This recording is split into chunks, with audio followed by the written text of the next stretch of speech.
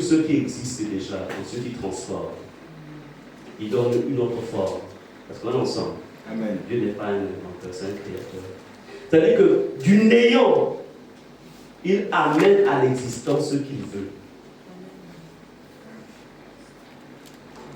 Donc, si la Bible dit, si c'est lui-même, hein, c'est-à-dire que Dieu montre à l'apôtre Jean, Jésus montre à l'apôtre, il dit, écoute, voilà, voici ce qui va arriver dans les temps futurs. Et nous sommes conscients. Il nous montre pour nous avertir, afin que nous ne vivions pas comme des personnes sans espérance. Puis je vis un nouveau ciel et une nouvelle terre, car le premier ciel et la première terre avaient disparu, et la mer n'était plus. Et je vis descendre du ciel, d'auprès de Dieu, la ville sainte, la nouvelle Jérusalem, préparée comme une épouse qui s'est parée pour son époux. Et j'entendis du trône une forte voix qui disait, voici le tabernacle de Dieu avec les hommes. Dieu n'a pas fait cela pour lui-même. Dieu a déjà, en fait, il y a déjà le troisième ciel, là où il règne éternellement. Ceci est fait pour toi et moi. Tu vas rater ça. Pose la question à toi, tu vas rater ça. À ceux qui ont peur. Tu vas rater ça. Qu'est-ce qu'il peut te faire rater ça?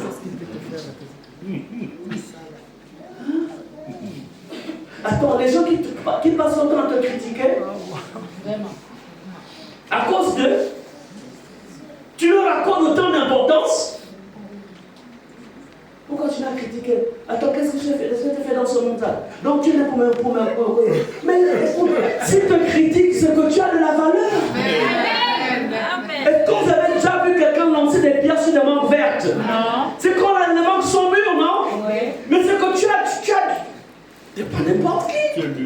Est-ce que vous avez déjà vu les gens, en fait, prendre la pioche et commencer à piocher sur, comment dirais-je, sur les pierres sans valeur? On ne pioche que là où il y a de l'or. On ne pioche que là où il y a de l'or. Ça veut dire que tu es une pierre précieuse. Amen. Amen. C'est ce que ça veut dire. Écoutez, ce n'est plus le temps.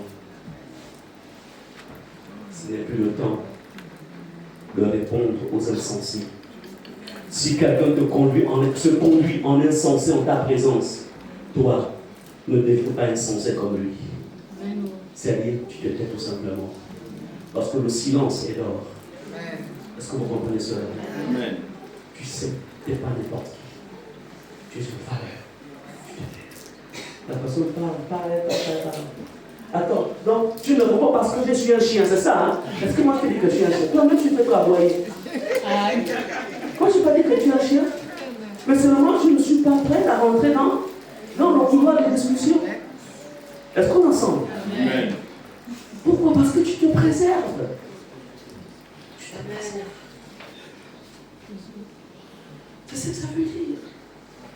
Je descends du ciel de près de Dieu, la ville sainte dans la Jérusalem, préparée comme une épouse, qui s'est parée pour son époux. Et j'entends du trône une forte voix qui disait, voici le tabernacle de Dieu avec les hommes. Il habitera avec eux. Ils seront son peuple. Et Dieu lui-même sera avec eux. Et là, il dit au verset 4, il essuiera toute larme de leurs yeux. Et la mort ne sera plus. Il n'y aura plus ni deuil, ni cri, ni douleur, car les premières choses ont disparu. My God. Les premières choses ont disparu.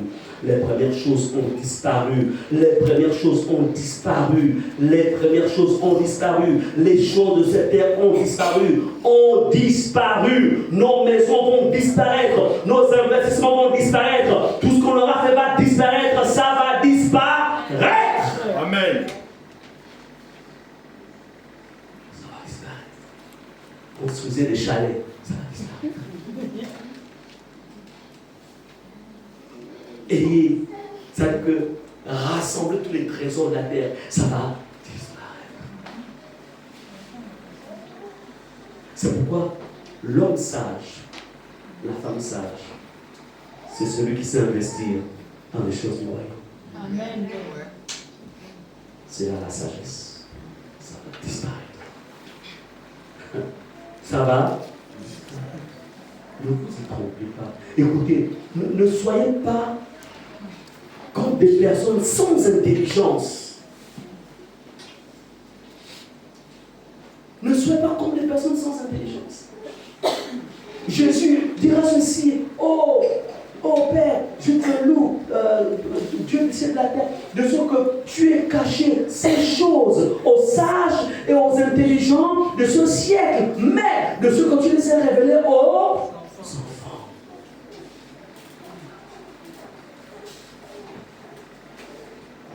Vie. Écoutez, béni soit le Seigneur pour les grands projets des nations. Et c'est bien. C'est bien. Mais tout cela va disparaître. Que les nations continuent à bâtir. Bâtissez, allez-y. Faites monter des gratte-ciels, allez-y. Mais sans Jésus, la Bible dit, Jésus dit, tout ça, ça va disparaître. Est-ce que ça veut dire qu'on va rester dans le sous-développement? Ce n'est pas ce que je veux dire. Mais faisons les choses en comprenant que ça va disparaître.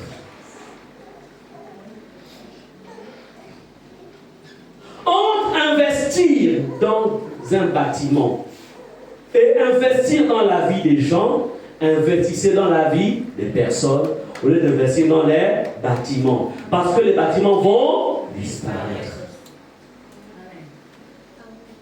Est-ce qu'on est ensemble? Amen. Tu as des enfants. Tu as commencé à construire. Ton fils te dit, voilà que tu négliges l'école des enfants. Ah mais tu sais, moi je finis d'abord mon studio là. Je finis ma maison. Ton école ça peut attendre. Tu as compris? Ça peut attendre. Parce qu'il faut que je finisse d'abord. Mais qui te dit que tu finiras ça? Amen. Qui te dit que tu vas finir ça? Investis dans la vie scolaire de tes enfants. Amen.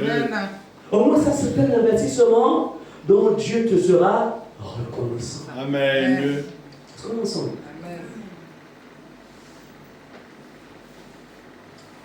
Bien-aimés, la Bible nous dit que nous ne sommes pas de ce monde. Nous ne sommes pas de ce monde. Je ne veux pas dire, dans mon message, je ne veux pas dire que n'investissez plus. Hein. Ce n'est pas ce que j'ai dit.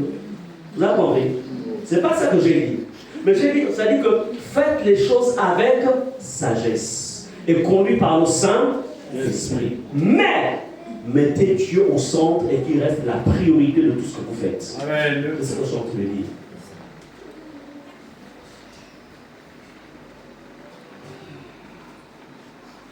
Bien-aimés, lorsqu'au verset 3 on dit, et j'ai entendu du trône une forte voix qui disait, voici le tabernacle de Dieu avec les hommes.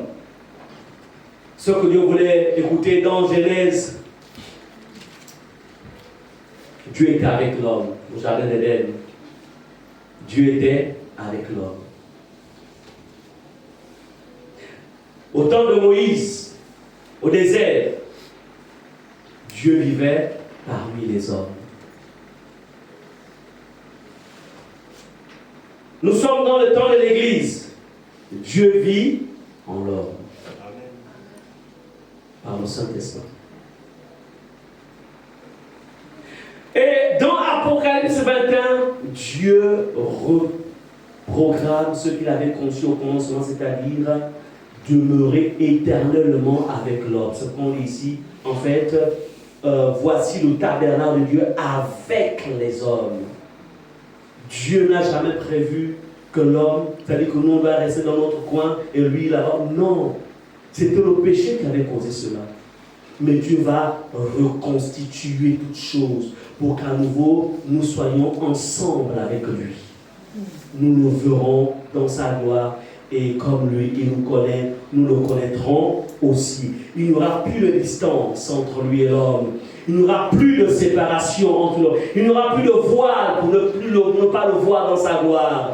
Tout cela va en fait, va disparaître. C'est sur le point de disparaître. C'est pourquoi Dieu nous appelle, en fait, à une vie d'espérance. Lorsque, Apocalypse 21:8 ici, c'est un appel à une vie d'espérance. Tu ne peux pas vivre sans l'espérance. C'est quoi l'espérance? Un jour je le verrai. Un jour je rentrerai, en fait, dans sa présence. Un jour, je me tiendrai devant mon Dieu. L'espérance, l'espérance, ne perdez pas l'espérance. Ne perdez pas l'espérance. Ne perds pas l'espérance. Si tu perds l'espérance, le monde va t'avaler. Si tu perds l'espérance, les soucis de ce monde vont t'avaler. Si tu perds l'espérance, Satan va avoir la capacité même de détruire ta foi. C'est pourquoi, dans le texte, dans le livre de Corinthiens, il y a 3 choses qui demeurent: la foi, l'espérance et l'amour. La foi, l'espérance et l'amour. La foi, l'espérance et l'amour. La foi, l'espérance et l'amour. L'espérance. Ne perdez pas l'espérance. Ne perdez pas l'espérance. Quelles que soient les difficultés de la vie, quel que soit le bonheur ou les expériences bonnes que tu peux faire avec Dieu, quel que soit ce que tu vis, ne perds pas l'espérance. Amen. Ne perds pas l'espérance d'être avec lui. L'espérance. C'est l'espérance qui fait en sorte que même quand tu es fatigué, tu dis: je ne peux pas dormir comme ça. Je vais dire merci à mon Dieu pour cette journée. L'espérance. Même si c'est 5 minutes, ce qui est important, c'est le cœur. Parce que tu es vrai au fond de ton cœur. Amen. L'espérance.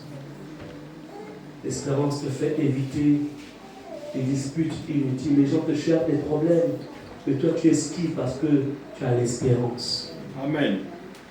Je ne veux pas salir ma relation avec Dieu.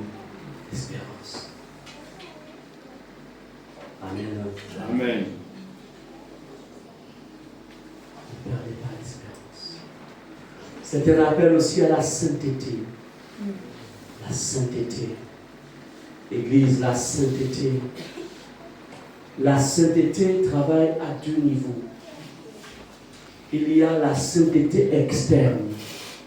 Il y a la sainteté intérieure.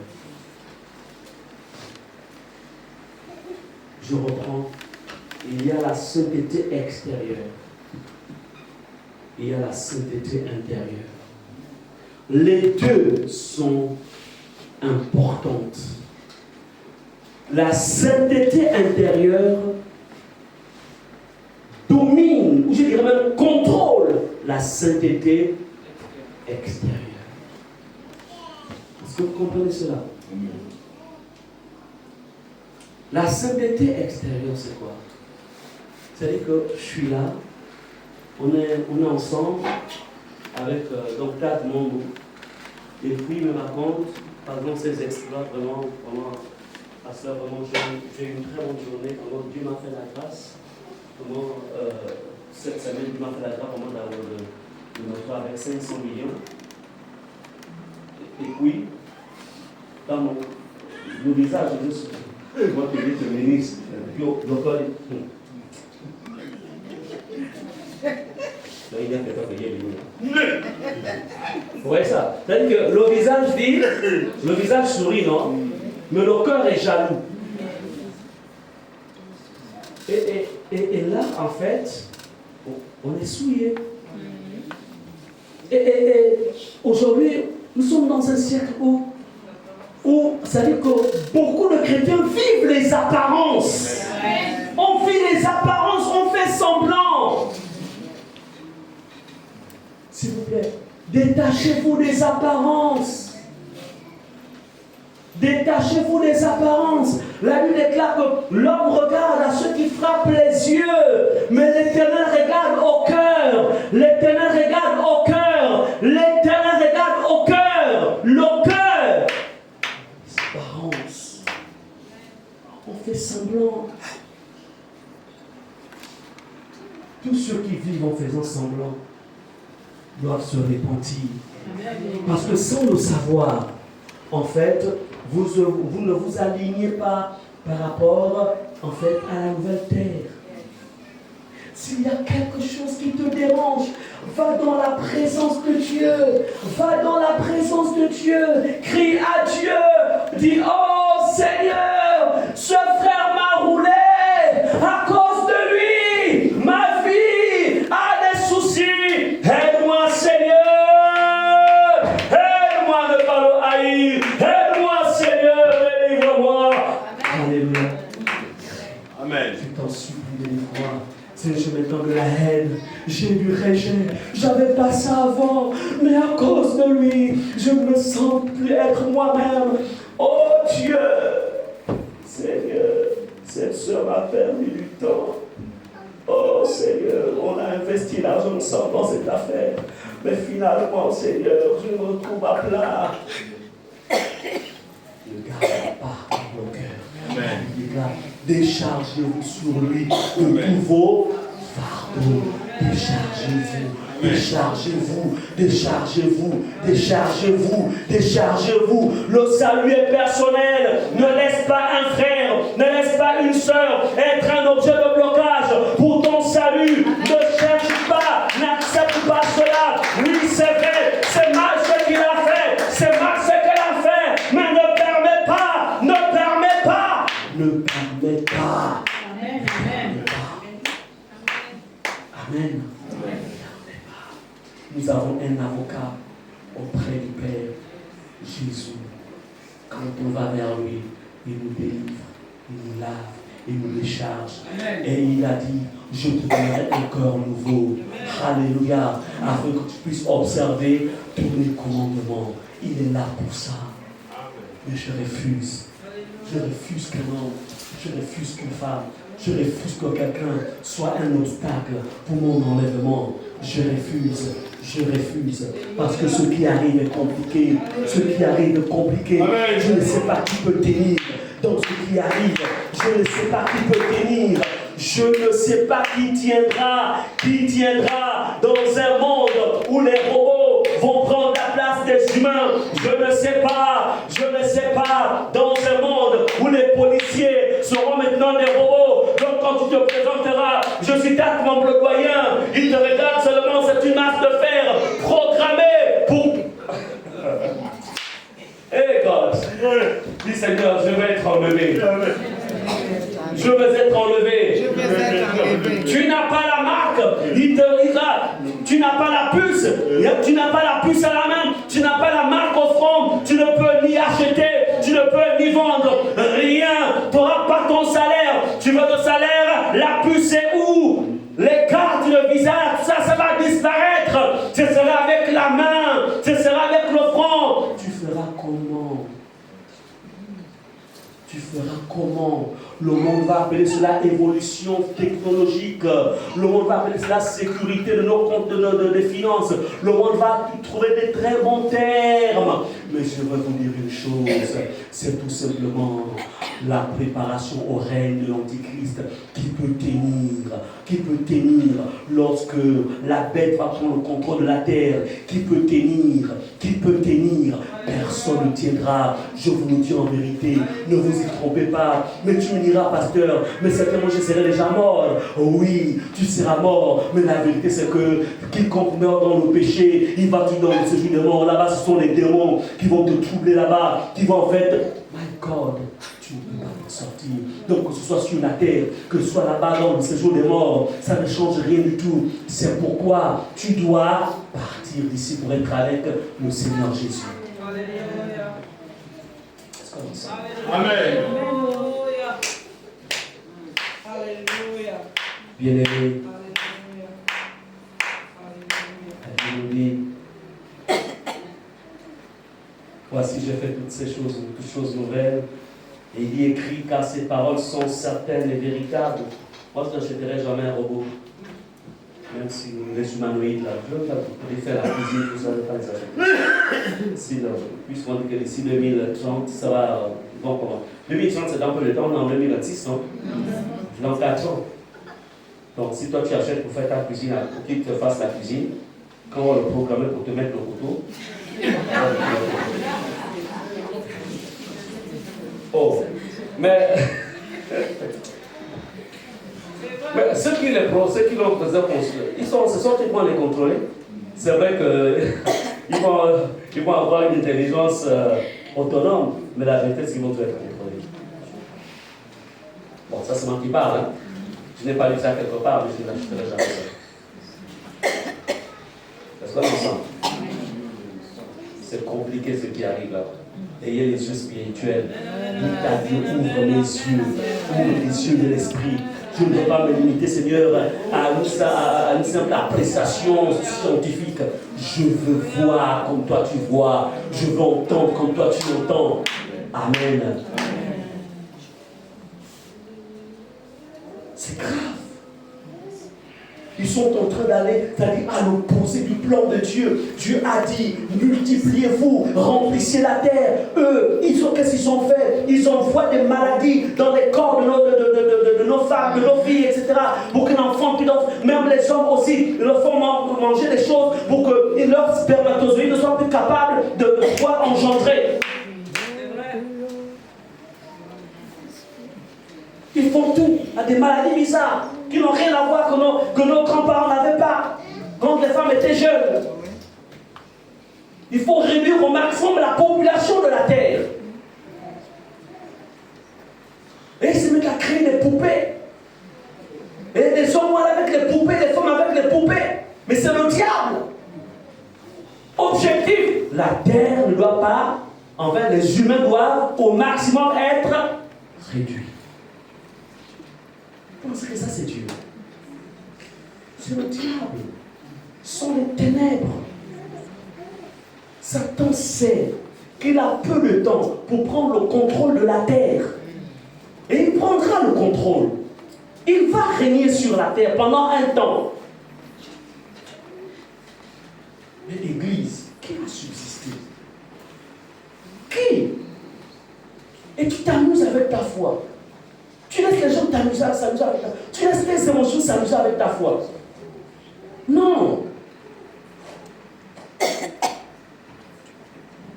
Bien-aimé, je vais vers la fin.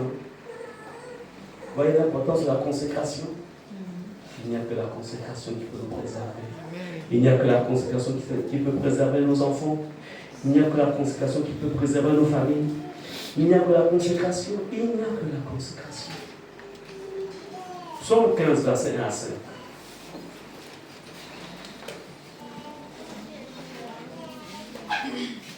Je lis la parole de Dieu. Ô Éternel, qui séjournera dans ta tente? Qui demeurera sur ta montagne sainte? Celui qui marche dans l'intégrité, qui pratique la justice et qui dit la vérité selon son cœur. Il ne calomnie point avec sa langue. Il ne fait point de mal à son semblable. Il ne jette point l'opprobre sur son prochain. Il regarde avec dédain celui qui est méprisable. Mais il honore ceux qui craignent l'Éternel. Il ne se rétracte point s'il fait un serment à son préjudice. Il n'exige point d'intérêt de son argent et il n'accepte point de don contre l'innocent. Celui qui se conduit ainsi ne chancelle jamais. Amen. Amen. Bien-aimé, avant de pouvoir faire le commentaire de ce psaume, le Saint-Esprit m'a demandé de lire de revenir sur le verset 8, Apocalypse 21, où il est dit, mais pour les lâches, les incrédules, les abominables, les meurtriers, les impudiques, les enchanteurs, les idolâtres et tous les menteurs, leur part sera dans les temps ardents de feu et de soufre, ce qui est la seconde mort. Écoutez, ici on ne s'adresse pas des païens, hein? Ici ce ne sont pas les lâches du monde, non. Parce que celui qui est dans le monde en fait a besoin tout simplement d'être sauvé, d'avoir Jésus pour être sauvé. Ici ce sont les gens qui sont dans l'église, mais qui fonctionnent de manière lâche. Un lâche, c'est quelqu'un qui n'est pas capable de réagir. Parce que l'église de Jésus n'a pas été laissée sans puissance. Il a dit, voici, en fait, je vous donne le pouvoir de marcher sur les serpents. Donc l'église de Jésus a le pouvoir et la puissance. Mais l'église a refusé d'utiliser la puissance et le pouvoir contre les ténèbres. Et tu dis, à cause de cela, vous